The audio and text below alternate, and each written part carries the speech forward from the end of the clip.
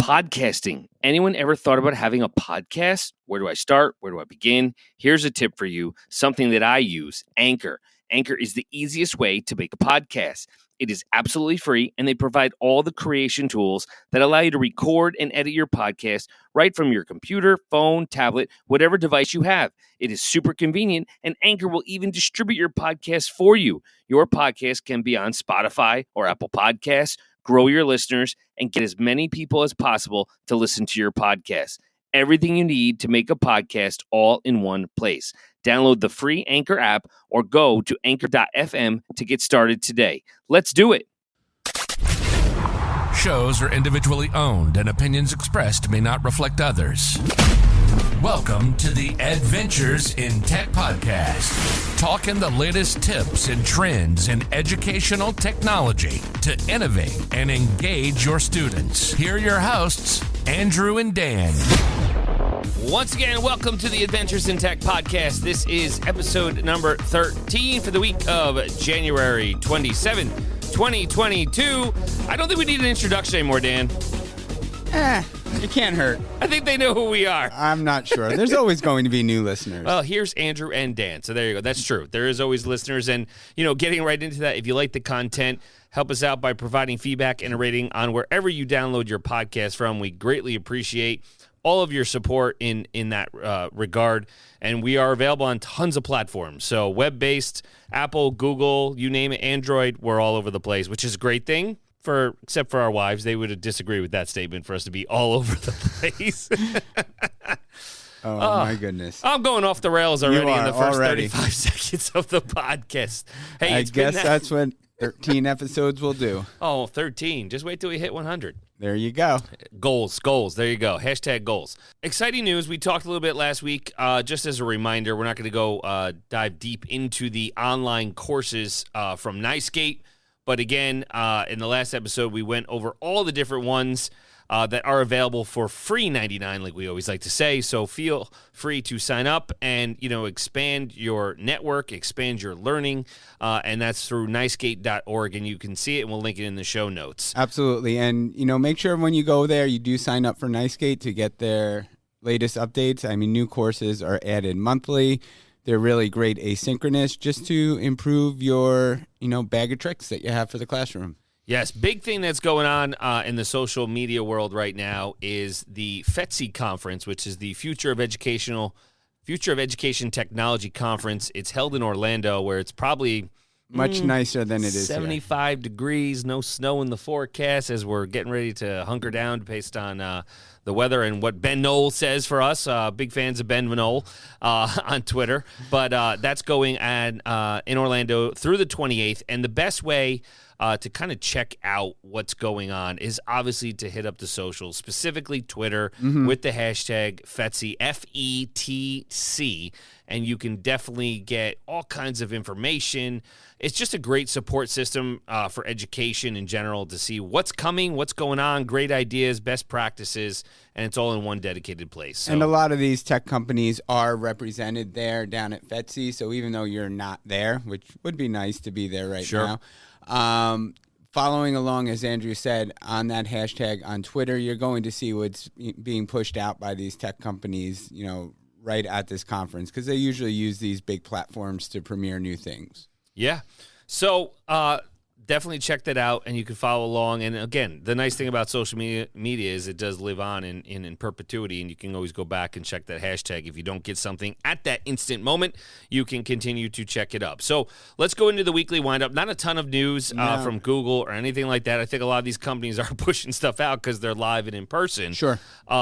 Just a little teaser. We do have a special episode next week with a ed tech company. I don't want to say too much. We may have already said it, but we're excited to be speaking with a special guest on next week's episode, who obviously he's not on this week's episode because he's at FETC. There you go. So we did set up that interview, and we'll go over that for next week's episode. But Dan, talk to me. We talk a lot about PBL. Right, and it's always looking for resources. I know we've mentioned it with our PBL episodes, but just coming off of another one not too long ago, just want to throw out a reminder for people to check out that PBL Works website. Yep. and getting in there, setting up a free account. You can go to pblworks.org, set up your account, and it has tons of resources. It has, PBL project ideas. It has templates for designing your PBL experiences. It has rubrics, everything you can look at, gain inspiration, and then make something of your own. So if you're interested in turning your classroom into a more student-based learning environment, whether you're delving fully into PBL, or we talked about mini PBLs, or just instituting more voice and choice, or trying to find authentic audiences, go there, find some inspiration. Yeah, that's a great place to kind of, dip your toe in it, like Dan said, and get your feet wet and kind of make a plan. And perhaps you want to go to a PBL training. They, all those dates are listed. A lot of them are, I think they're all virtual now. Right. That's how Dan and I attended last May. May. So, definitely, it's something that you could bring up to your district if needed, if it's, beneficial and you want to attend it. See if you can get on their training schedule. And they have multiple scaffolded levels of that as well. And I would say I really enjoyed the training we went through last year. Andrew and I did work together, but we were also we also worked with some teachers from, one was from the Midwest, one was from the South. Yep. All over. We created some awesome PBL experiences, and I'm still using all of those resources that I learned about in the PBL Works website to work with teachers now. Yeah. So lots going on in as we start to pivot and talk about what's been going on in classrooms, across our specific district. Before we get into specific classrooms, community, connecting to the community is an overall theme with all school districts probably, and really, having transparency and being able to let you know what's going on and in these uncertain times. So we were working with, and big props to our guidance counselors and Absolutely. their department. Second year now, we've done a virtual electives fair because 8th graders and up going into high school, so 8th through 11th grade, they're going to start to choose and schedule, or I don't want to say like a lottery, but choose the courses that their path that they're looking to take as they go through their high school career. So we did a virtual electives fair. And, one of the most powerful things about it is it really gave a good environment for students to be together with their parents and have conversations via Google Meet with the instructors of the courses. So they were able to see what courses might interest them, but they'd also learn about the various pathways to graduation, which electives would help them with their desired path to graduation. So it was well attended. Yep. And what we now have after 2 years of doing this is a living source of all our electives and all the updates in one place that's easy to access all year round. Yeah, and that's the key, is they can continually use it as a reference tool. So as they're trying to plan out, their educational careers, as they're getting close to the end of the K-12 realm, they're able to look back and kind of say, this is where I want to go. This is my ideas. This is what, how I'm going to move forward. So one thing we also want to talk about, we talk about engagement, right? And we all are pretty familiar with Kahoot. It's been around. It's a very robust, gamification engagement tool for your classroom. But look it. I don't know how this Someone didn't get to us. on our radar, but want to thank one of our colleagues to bring our attention to this, and it's a great resource for what it is. Yeah. So basically, it's learning reimagined. It wants you to level up your classroom engagement, and it's got trivia and review games. And you basically, to summarize it, the way it works is the teacher or the host picks a question set in a unique game mode, and then they generate the code, this website, that players can use to join the game on their own devices. After the game starts, players answer the questions, level up, they help win. That's where the fun starts, because they have not just one format of games. Right. So it's a variety of games to keep students engaged and excited, which we know it's tough. It's a challenge as an educator for that engagement. So you switch things up. We're not saying get rid of Kahoot. No. Kahoot's awesome. It's absolutely fantastic. But again, just another tool in your toolbox to really help your students. And I will point out, you much like Kahoot, you would go in, you'd create your question sets, you design you'd choose the style of game. You get a game code. That code just you can push out as a link to your students via your learning management system, and they click on that link and they go right into the activity. So there's no need to sign in.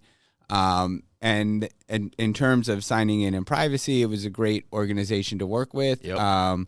We were able to secure an EdLaw 2D agreement in a matter of a day. So that was a definite positive for this. Yeah, so COPA, FERPA, and obviously for New York State purposes, they are EdLaw 2D compliant. So something you want to check out, we will link it in the show notes. It's called Blooket, BLOOKET.com, and then you can definitely check it out. Again, in your district, please make sure that you have your own EdLaw 2D agreement signed and in place, for your specific school district. So other things going on in the classrooms. I think you should start. I mean, yeah, we're at the. I know. I keep hearing some theme music every time you come in with theme music provided by Kenny Loggins. Yeah. Footloose? No, just from the Caddyshack soundtrack. Oh. Yeah, okay. All right, there you go. Next thing I was going was the danger zone, Wow. but that's another thing. It could be a danger zone. It could be. So we've talked about a PBL project. A lot of you have heard from John in past episodes, one of our STEAM specialists in our district, and him and I have been collaborating with some second grade teachers in our district, finally talking about the properties of matter, standard and non-standard units of measurement. So tying in all elements STEAM, and then we brought robotics in with the Spiro Minis, and we have them where they're golf balls. So we talked about the mini golf course. We are at the final stages. And our celebration with the golf course is coming in less than 24 hours, weather pending. We're not in Florida, of course, so we have to worry about snow, but we are excited. 17 mini golf holes. Dan, you'll be coming. I will be there. And we'll put it all on the social so you can see the outcome of everything we've been talking about, and what a learning experience for the students. They've really they've enjoyed it, the whole PBL process and going through, and they can't wait. They can't wait. And we have members of, obviously, our school district coming, upper administration, obviously building level admin, and we even, a big PBL component is you bring people in from the community. So some of our students haven't had the opportunity to play mini golf before, so we've also set that up for when the weather does turn warmer. We are going to go to a local place as well, and he has graciously given the opportunity for all the students to play mini golf for free. So bringing in the community, again, connecting to that community, huge component. So that's fantastic. We're celebrating tomorrow. I'm excited to play golf with glitter all over again. But you bring up a good point about that, connecting to the community. Really, you have to just put yourself out there and ask. Yep. And whether that's connecting with someone, like Andrew said, to bring the kids in to give them an experience, or if you'd like to bring an author or an expert or something in a field, you just have to get out there and ask. Put it out there, and I'm sure you would be overwhelmed with the response. Reminds me of that the Ditch Summit with John Stamos. Yeah. The teacher went and just asked, John Stamos, would you come and speak to my class? And he said, absolutely, and he's been doing it every year. So you just got to put it out there. And your social media is the best platform to go through. Yeah, that's the best way to connect with a lot of the community members. And I get it. They're all over different platforms, but I would say a lot of them do use the main ones with Twitter and so forth. So that's definitely something cool. The other thing is we were very fortunate. I know we've talked a lot about Class VR. Right. And we were able to secure a couple more grants, which is great news. And we're going to expand our library of goggles. So that resource is coming in, and we have a lot of things coming up with podcasting across multiple grade levels. We're doing nonfiction videos and teasers and trailers for students as young as first grade. So lots of good things to come, and we'll continually update you on those as they progress throughout the next couple weeks and months.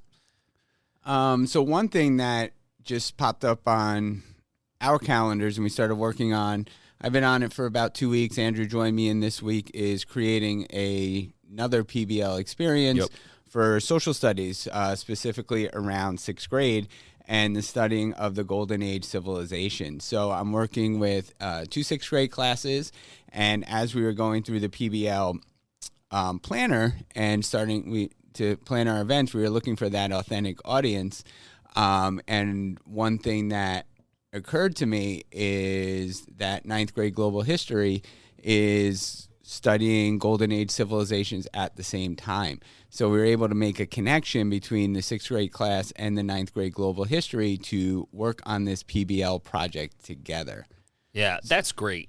I mean, it really is. And, we're very thankful, for our roles and everybody being receptive and open. And a quote that I just saw recently on social media that really stuck out to me is, as coaches, we must propose, not impose. And the moment that we impose, people will naturally oppose. But we have so many colleagues in our district and across other districts that lean out through the socials, that reach out. It is as we've said time and time again, it is a great network of people where you can collaborate, share ideas, because in the end, it's all about what's best for students and creating those experiences. So, and talk about creating experiences, as you were talking about the excitement of, the mini golf course. I looked at this PBL unit and we looked at the role of these high school students. Well, they're assuming the role of the experts because they are.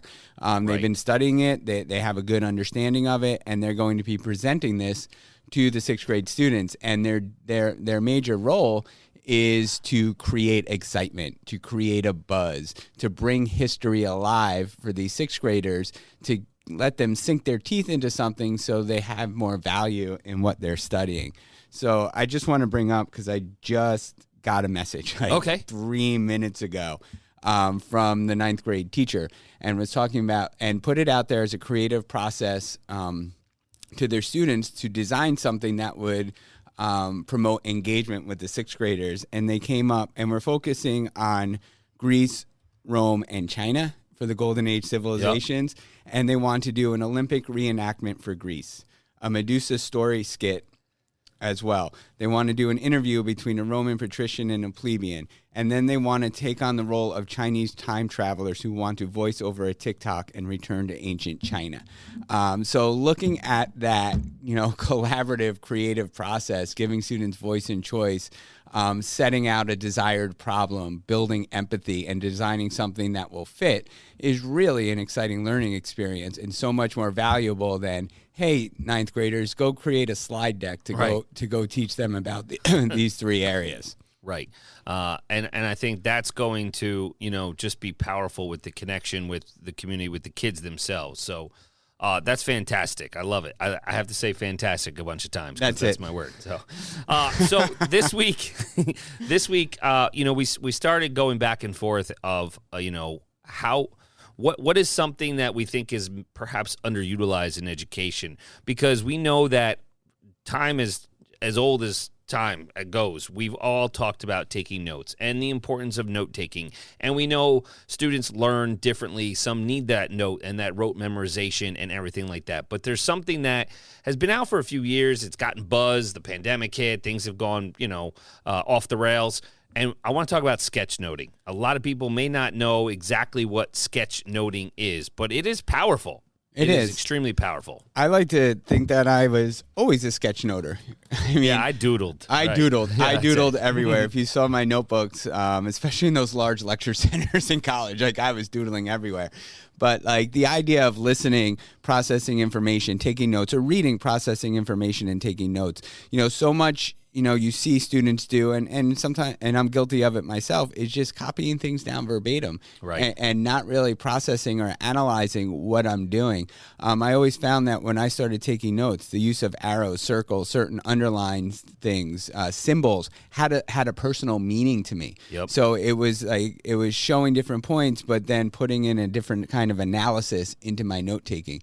So the idea of introducing sketchnoting as a strategy for students, I think, is a fantastic thing we can do for our students to empower them. Yeah, it's like our own map key for our brain to understand the content or the notes or what we really need to have a deep understanding about. And the key is visual thinkers are deep thinkers. So as educators, you add sketchnoting to your toolkit as an instructor, as you help students develop their own visual thinking skills. So, it is better. It's to better develop and deliver the curriculum.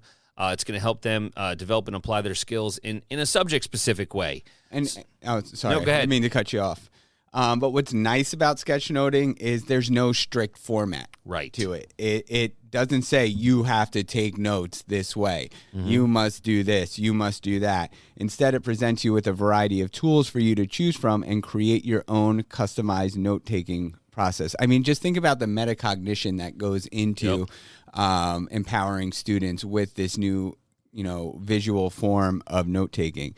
And you can customize something that would work well with your learning style or your personality. Yeah, it's really, verbal to visual, right, learning. And it's note-taking for, I know we say 21st century a lot, and we're already in that century, but it's note-taking in real time that's going to really drive, the memorization, the content, the understanding of the skills. I don't want to say it's reinventing, but it's a revolutionary way of almost like questioning the status quo, right? In some way, is because it's making school different, and it's making it, relevant, that it's not like Dan just said, you have to do notes the same way. That's absolutely not the case. It kind of, there's a framework, like Dan said, with what you can utilize for it.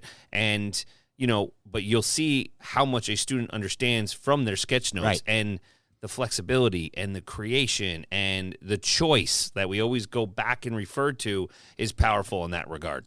And especially, it is inclusive. You may think, well, I'm not a good artist. I'm not very visual. Stick figures, man. Stick figures, any symbols, but like it empowers. So for like the doodlers out there, me. Yep. Your notes might be heavy on sketches. For those that are wordy, you're word lover friendly, then you'd have more words in there, and you might stick mostly to that. But you might bring in some diagrams here and there to help organize those words. Yeah, so the arrows, there's lines. a lot of thinking that goes behind sketchnoting, which allows them to delve into the material a little bit more instead of that like rote copying of material. Like I write something on the board and then you write down exactly what I have on the board. I mean, in the past, we've all been guilty of it. I'd put up a slide deck. I'm like, here's your notes for the day. Copy them down. Where is that getting me? Now with the infusion of technology and all these different tools out there, hey guys, here's the notes. I want to see how you make sense of them. Right, and they're able to bold their own. I mean, there's so many tools. We know that we've taken notes from a whiteboard for a whole room, as Dan mentioned, but you can experiment so much with sketch notes, is that everybody's brain is wired to take in a scene of sorts and process it. And we look at things differently, and we process things faster than we can with line-by-line notes because of the layout. And I know a big question, before we dive too deep into sketchnoting in general is, how do I begin, right? Right. I need a little, scaffold. I need the supports in place. How can I start? I think if you wanted to introduce sketchnoting into the classroom, I'm looking at this great resource called verbaltovisual.com. So you can check that out. We'll also put it in the show notes. But they break it down into 3 different parts. Yep. So part 1 will be focus on individual sketchnoting skills. These are the tools that make up your note-taking toolkit. So you'll learn how to use handwritten fonts, arrows, stick figures, icons, colors, and many other things that will make your notes more dynamic and useful. Right. There's a lot that you can do with those, and that's that first step, I mean, even just starting with a headline on the page and writing something and drawing a box or cloud around it, making it different in general. Mm-hmm. And that's a lot of what makes sketchnoting so interesting, is the way the information gets called out on a page, because it appeals differently to everybody. Think of a magazine or a book. Right. They take separate but related information and could put it in a colored box on a page or whatnot. So they can bubble it. They can do so many things to have it eye-catching and really give it presence on a page. And we have another article that we'll put in the show notes that literally talks about, it's your visual journal, how to sketchnote with no artistic ability at all. This is my article because I don't have artistic ability. So then if we look at introducing it for part 2, then focus on specific sketchnoting processes. So look at how you can combine the individual tools from part 1 into a cohesive note-taking process. So that's like using things like Cornell Notes and sketchnoting with that, using flowcharts, card by card, mind maps, timelines, kind of like a mood board or something approach. So there's all different ways that you can frame or put a container around your sketchnoting. Yep. And part 3 for that is the subject-specific sketchnoting, and it's basically exploring the best ways to apply those sketchnoting skills to specific content areas. And the nice thing about this verbaltovisual.com that we're going to link is they give you like videos, tutorials for all of this, timestamped for content areas, for everything Dan had just mentioned. Well, with social studies, science, math, foreign language, PE, and things cross discipline. It's got all of this on here. So it's really, and they're not overly, I don't want to say long videos in the sense that, we know learning has to take place in videos. We lose attention quickly, our attention span. So this is something that you can pause, you can rewind, you can hit the components that you want in each video. Absolutely. And we're also going to include a lot of different resources, some great resources by Ditch That Textbook. Oh, we love Matt. We love Matt. 12 ways to get started in sketchnoting. Sylvia Duckworth has a great way of step-by-step manuals and a lot to go into sketchnoting. Yeah, Sylvia Duckworth is really she's got a ton of resources available online, for you, your students to get started right away. She's got Sketchnote Fever, so that's 21 free sketchnoting lessons. Matt does talk about it, and, Sylvia also has a bunch of books out there regarding sketchnoting. So definitely someone to check out on Twitter. Check out all the websites as well that we will put in the show notes. Go ahead. No, I was going to say, I think a lot of people hearing this it might be intimidating. Yeah. That's like, how am I going to teach my students to do this?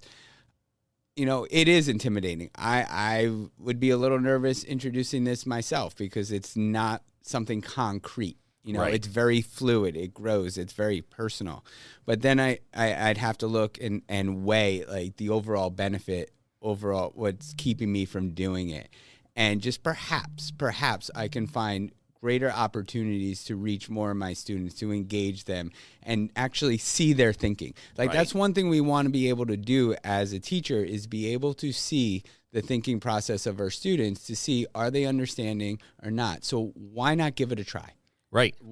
Just put it out there, go through the 3 steps to introduce it, give some notes material, and see what the students can make out of it. Yeah, and when you really talk about seeing or visualizing our students' thinking, it's very hard to see that in almost all content areas with the exception of math. Because how many times have you heard that teacher, show your work? You got to show your work for credit. You got to show your work so they can see your thinking where there may be some misconceptions or whatnot. So this sketchnoting is the way to apply the visual thinking in all content areas. I know we're going to be wrapping up shortly. Before we do so, though, with sketchnoting, and we can always revisit this, so if you need us to, please let us know. I want to talk resources because a lot of things that, people are like, well, paper, pencil, markers, pens, etc., and digital. I want to be in the digital environment. I'm in a one-to-one environment. What can I use? So depending upon, your ecosystem, Keynote has drawing tools now in the Mac world. So that's something. Google Keep, right? I know it's small, but you can copy to a Google Doc, right? When we're talking things. Jamboard on a touchscreen device or a tablet has those drawing tools, the pens. Very simplistic. So when I'm thinking simple, I'm saying our youngest learners in that regard. Absolutely. And then also something like Flipgrid as well. Yeah. Flipgrid can put in that voice and that drawing tool right in there as well. All of them. So there's a couple others, if you're in the Apple ecosystem with tablets, sketchbooks on iOS. I always mess up the name of this one. Tayasui Sketches Pro. It's not free $99. It's $5.99. Does have some in-app purchases. Procreate. I've never messed with that one for $9.99. Again, you have to see what is best for you. Even if you just want to start sketchnoting as you go to your conference days and conferences, it's something to check out. We did want to talk about Adobe Fresco. That's, again, Adobe keeps rebranding stuff, and that's available on iOS, Google, and Windows. And then before we get to the paper and pencil regular version as well, SketchUp.com. So the thing I want to mention about SketchUp for schools is nice. Chromebooks, it's web-based. It's supported with Google Drive. I know we have it.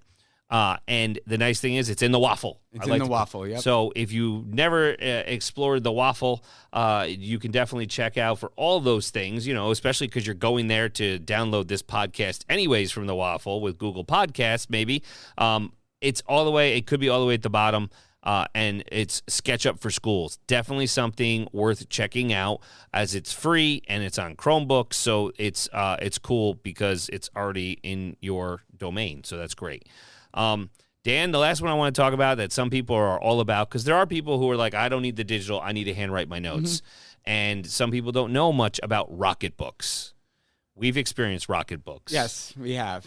I don't want to say it's a better planner for everybody, but it's something where you can still do your handwriting, your sketchnoting, your doodles. But the nice thing is it uses those friction pens, and then it automatically, you just scan the picture, right? And it uploads to your Google Drive or OneNote or whatever you're using. So, and, for those paper and pencil and the sketchnoting, that's how I would start with my students. And remember, you can always scan in those sketch notes, or they can put a picture of it and put it into their Drive or submit it into the classroom and create a digital record of it as well. And just so you know, when I talk about these Rocket Books, and we'll link something, they're always on special on Amazon. You can go to getrocketbook.com for different ones. But I want to mention is it's almost like the last notebook you'll ever need. If this is something that works for you, if you try it out and you like it, we say you take the notes and then it automatically, upload, digitally.